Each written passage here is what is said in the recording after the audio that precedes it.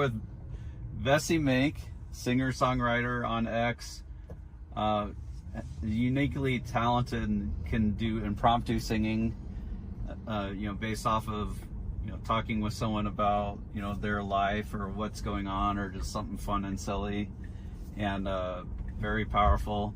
She's here. She's sung about Tesla's dreaming, and she's very nervous. I'm Bradford Ferguson, and we are testing out Tesla's self-driving version 12. I'm really excited, Bradford. I am nervous. I'm not going to lie. Last night I was thinking, I wonder if we could just sit there and just buy the car and, play the Tesla song that Scott wrote. The lyrics were, oh, wow, that's just amazing. I don't even know what to say. Thank you. Thank you for making the trip to meet me. It's so You're nice welcome. to meet you. Well, if you're going to be singing about Tesla's dreaming, I figured you should kind of get into their psyche a little bit somehow. Yeah, I think that's what Scott did when he said that he had gotten the idea for Do Tesla's Dream when he was in his own Tesla, and it didn't necessarily recognize everything because it was learning about its surroundings. Because Tesla uses only cameras, correct? Yeah, only cameras, yeah. And so he thought, well, it's kind of imagining, and he compared it to like a human being having real feelings, and he did a really great job with that song. Yeah, so from time to time, Scott Walter on X is Going Ballistic 5. He'll write some prose, and this time he reached out to you and yes, he did. Had you make it into a song. And yeah, it's actually, Bradford, honestly, it's been like playing in my head, like, because so much of that verse is just about how humans are in general. Like the word pareidolia, which I didn't know before the song, is about seeing faces and things that don't really exist in shapes. Whoa. So like the clouds you might see. I was like, oh, that's what it's called. And there's some people who see faces and like they can't know people by their face, and it's kind of shocking to me. So Brad Pitt has this thing where he cannot recognize people by their face. Really? It's like how is that? By how they talk or by their mannerisms, how they dress. Stephen Fry has the same thing. So it's it's not their facial recognition, but it's by the tone of their voice. Or by just their demeanor, the feeling that he gets, kind of. Well, I guess that's interesting. And he's an actor, so that's a little bit, I want to know more now. Has he been on a ride with you yet? Scott Walter, no. Yeah, we're, so what do you think about the acceleration coming out of that light? It felt good. It was nice and easy, smooth.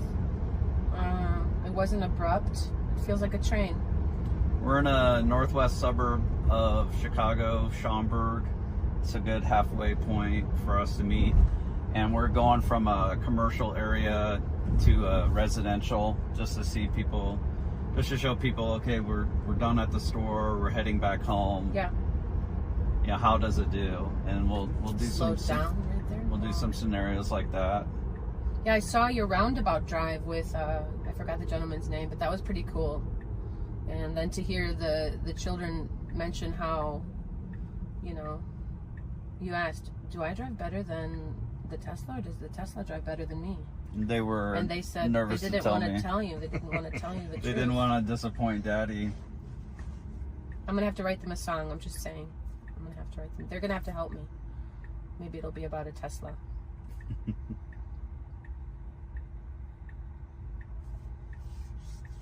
We don't have many of these in Carmel. Traffic lights. Really? Okay, that must be nice. It's all roundabouts. How sweet is that? And the software you had mentioned for the V12 is only available in California right now. Yeah, Tesla only push it out to employees and a very limited number of customers in California. Yeah. V12 fixes a lot of issues that they've had with the self-driving, but it more frequently seems to get into trouble when it pulls out. So when it pulls out from a stop, and this is one of the reasons why it's limited. Yeah. Well, the more it gets tested, the better.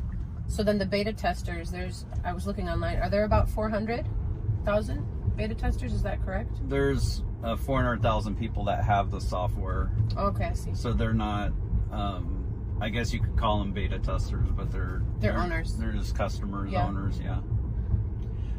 And there's like a chunk of hardcore people that post a lot of videos comparing it. So yield here, we shouldn't really need to stop, but it might get anxious because it's 4-way and it needs to see all of it. So it just slowed down a bit there. That was good.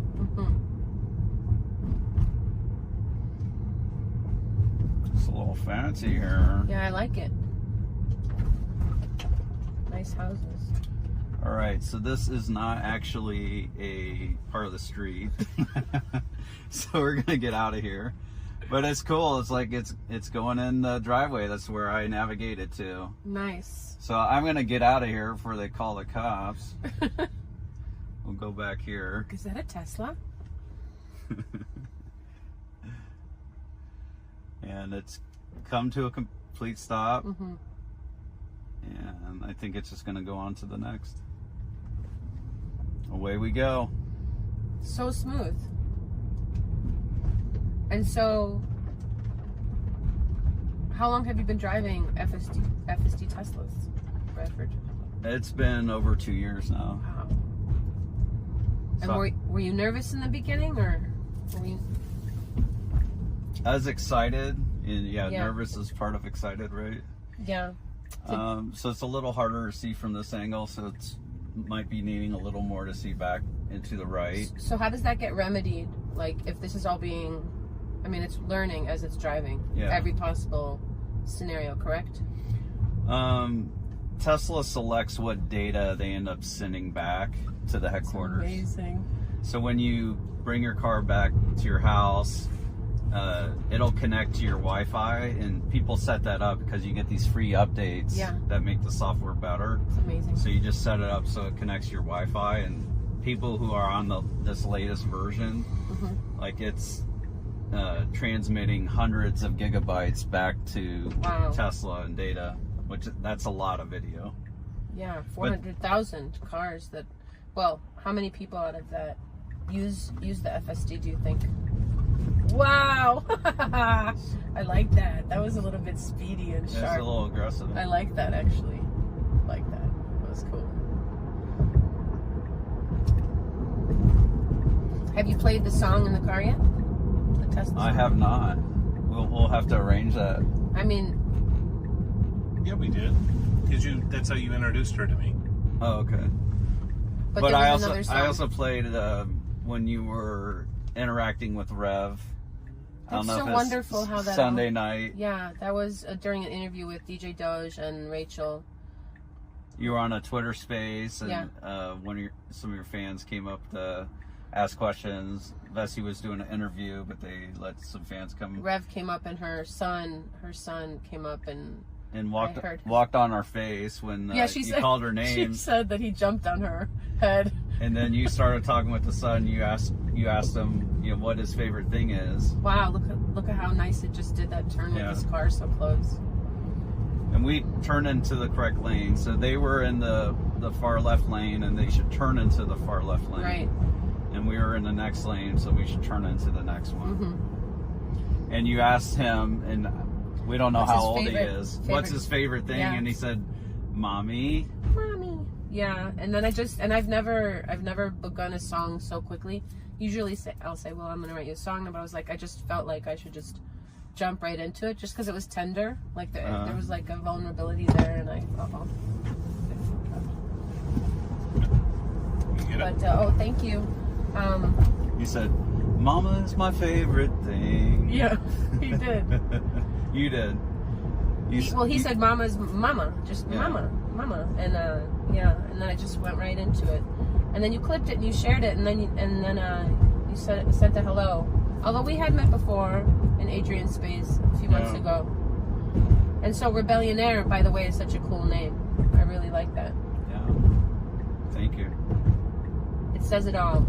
There's no more to say. Everything we know already. On the edge of the future. Rebellionaire. Yeah, Elon's the quintessential one. So that was fine going. We did have the gap. Today, when I saw that they had posted on X that Dragon arrived back after 200 days, and they showed the video. I mean, I didn't catch it live because I didn't wake up that early. Mm-hmm. But I thought to myself, I could get into the Tesla that drives. I can get into the V12 and that drives itself. If people are going to be coming back from outer space, being in a little capsule, not having, you know, taken in oxygen, fresh breath rather, from fresh air. I'm gonna take a little detour here. This area looks kind of cool. That's what the song says you're gonna do. So I don't know. I don't know if Scott said. I don't know if this is an office area or apartment, but it's got these interesting layout and parking lot. Let's see if we can get it to park, or if it'll just kind of pull up. And then it has it, so that's behind us. Yeah, cool. so that's back and to the right. Yeah, So okay. we're about to turn right. So it's showing us our blind spot. So sweet. So nice. It's incredible. I mean, with these kind of cars, FSDs, you could ultimately make multiple layer highways. They could even fly and float. If you think about the population, how many more people they're going to be. So right here, it could go 40. Yeah. It thinks it can, but it's deciding to go 22 based off of how the road looks. Okay, I see. So in this is a correct speed for. Yes, I would say 22 so. is correct. 40 would not be. So 40 it reads as possible if there were no cars around. I'm not sure what it's picking that up from. That might be from the big road near us. So this time it's just going to drop us off. Like, okay, get out, go to work. So it doesn't even know where we are, or you picked here? I picked it. Okay, you did. Okay. It's like, okay, cool. Get out, go to work. Let's go. Plum Grove Road. All right, we'll do one more, and then maybe we'll do some music and songs and stuff. Yeah, if you want me to actually play while you're driving, I can do that. I don't know how this is connected, but it'll figure out how to get there.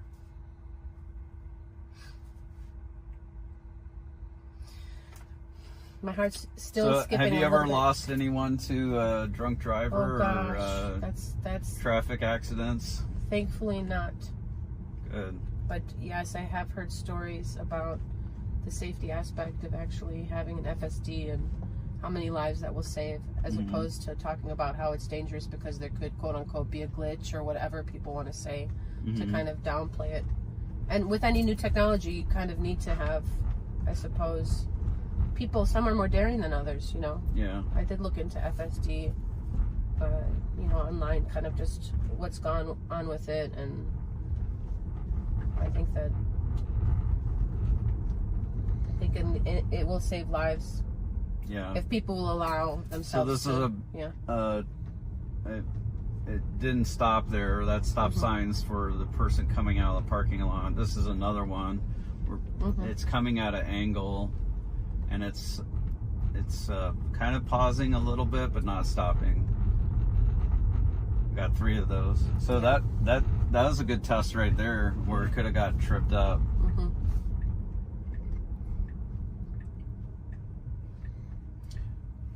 What's amazing about this software is, and I think you might have mentioned it, is none of this is specified in lines of code. Like, at the stoplight, then we do this, and then we do that after the stoplight.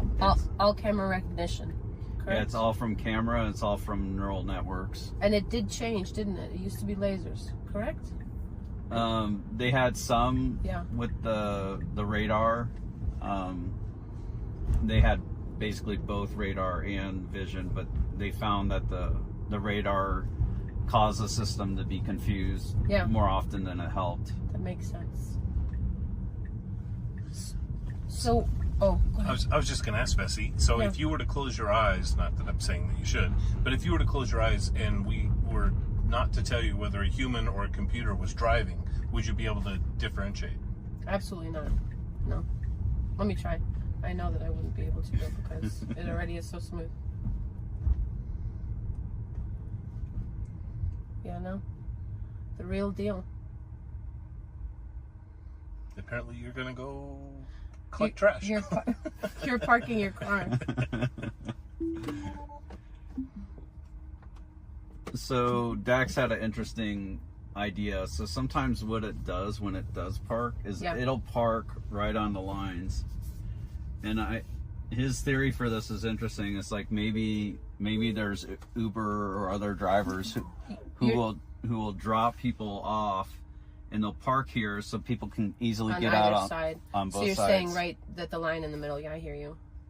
About 50-50, it splits the two lanes. Yeah, sometimes it'll park in the space, sometimes not. So I have a question. So when is it that, okay, it knows everything it needs to know? Will that ever happen? Or since everything's changing so quickly, constantly, even just the roadways, and if you think about the infrastructure that are going to have to be built in the future, the car will always have to be learning. Yeah. Correct? Correct. They'll likely need to be learning, but like this approach they're taking now has a lot of promise where basically it's fixed 90% of the issues people had. And amazing. And the issues that are left, I think they'll be able to solve pretty quickly, but then, they'll find new ones. Mm-hmm. And essentially you need this to be able to drive for 50,000 miles, right? 500,000 miles, 5 million miles without, having a hiccup, a disengagement or a hiccup. So I think you're right in that it will constantly be gathering new data, and they can flag things like, okay, well, I, the neural network, am more uncertain in this situation. So because the uncertainty was high, I'm going to send this video back to headquarters. Just to check, just to be double sure, or triple sure. So cool. I have a reverse question for you. So has the roads or where you lived and all the rules of driving, has it changed since you started driving? And the rules of the road haven't necessarily changed, but I feel like the population has grown quite a bit. So like things have changed though, right? Yeah. Going to what you're referencing. Yeah. So did you go back to driving school to learn the new ways? No. So how did you learn? Right, just by doing. Good point. And that's the benefit of a neural network. Instead of somebody hard coding a line of code saying, oh, well, when you see these X, Y, and Z conditions, right, you need to do, W, I guess I'll try and use a different variable. With neural networks, it's like you learn more the generalities of this is how you're supposed to do these things, and then it figures it out. Yeah. Just like a human would. It's beautiful. I'm so excited. Thank you so much. This is so amazing. You're welcome. I literally was having issues thinking of if I was going to be able to do it when the time came to it. And you were like, don't worry. Well, let's give it a hard test, actually. We're going to make it hard. So there's a highway up here. I don't think there's a divider. And we're going to make it pull out on this highway. You had to open your mouth. She's like, this was too easy. Too easy for Bessie. And if there is a divider, then we might get it to do a U-turn. Are U-turns legal in Illinois? I do U's quite a bit. Sometimes they are. It depends. If it's not allowed, it'll say. And I probably should go back to driving school because my family's like, Mom. Okay, no divider. Or wait, no, there is a divider. So I think it's not going forward, right? It doesn't look like you can U-turn either. We put it in a tough situation here. We're not going to go over the curb. We got 2 cars to our left. Don't worry, we won't wreck. Jesus. If it starts to turn left here, we'll force it to the right. So it's going to go the right. Smarty. So figured it out. Have you named your car? It should be Smarty. It should be called Smarty. Okay.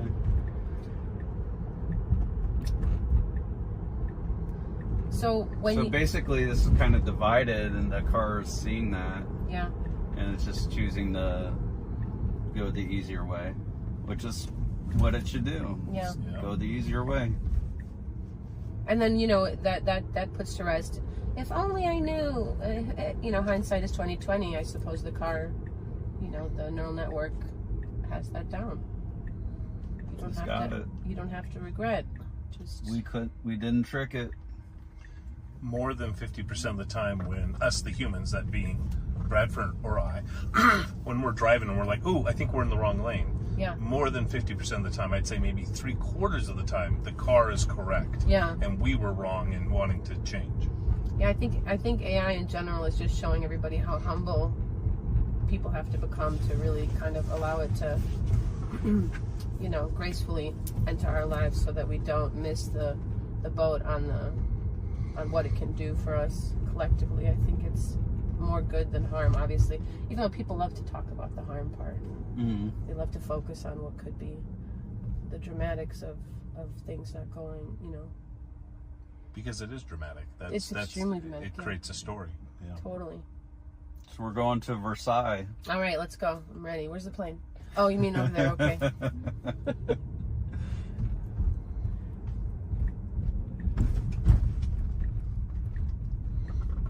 And I would not be able to tell that this is a very careful driver, is what this is. This is, you know, this person is not on edge. They're not in a hurry. Now, it doesn't have hurry mode, does it? Not really. There's a mode that's assertive, and we actually have. I think I have mine on assertive. Did you say assertive? Yeah, assertive. Okay. So, but that might just affect how it operates on the highway, where it'll be a little closer on the highway, right, and it might pass a little more often.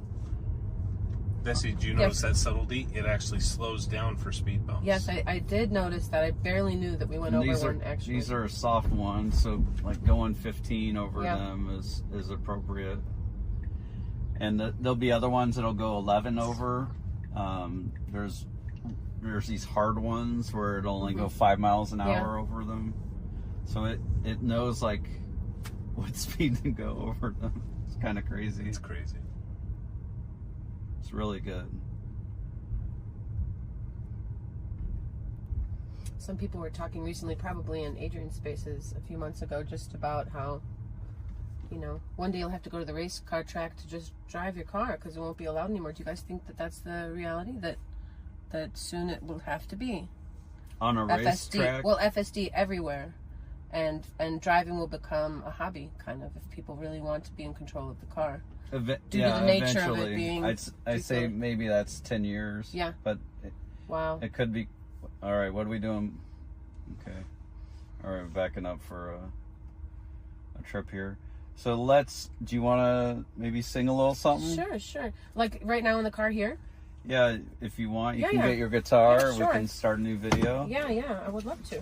So I've got this song called Do Tesla's Dream, written by Scott Walter, who is amazing, and he wrote these lyrics in 2022, and I put them to music. So are we going to drive while I'm singing it? Yeah. Oh my goodness. So should I just start and then you'll start driving? Yeah, just start. Do Tesla's dream of things unseen? Does your 3 insist that Y exists when it's stable made? Is your storage crate in the garbage bin an X again, or the heating duct a cyber truck? Does a weary auto label see autos in its stable? One more mirage in your one-car garage. It's invisible friend. Is it just pretend? Hey, green the only. Are Teslas lonely? We need to find what's in their mind. Dr. Know-It-All, please make the call. Is the FSD chip looking for companionship? We may never know. Safe for dojo. We'll soon take back seats in our robo-taxi. So will this silicon stranger put our lives in danger as it runs about on another route looking for its soulmate? Just past the next toll gate, its attention diverted with thoughts more perverted. Let's stick to its scheme as it starts to daydream. Should we take a strong stance against this pending romance? Dread not this illusion, for it's human delusion. One more deception from human projection. It's dry neural net, it's clearly not wet, nor even sentient. Despite human sentiment, we tend give intent to things we invent. It's pure paranoia, born of pareidolia. Our gift of abstraction is behind this distraction when we can comprehend Our souls we will land to objects inert, nor even alert. Don't ascribe your intelligence to mechanical elegance. It can't have a thought, it's only a bot. We worry for naught of an AI onslaught. Fear not what you're taught, or it's that are bought, because Tesla's dream is only a me.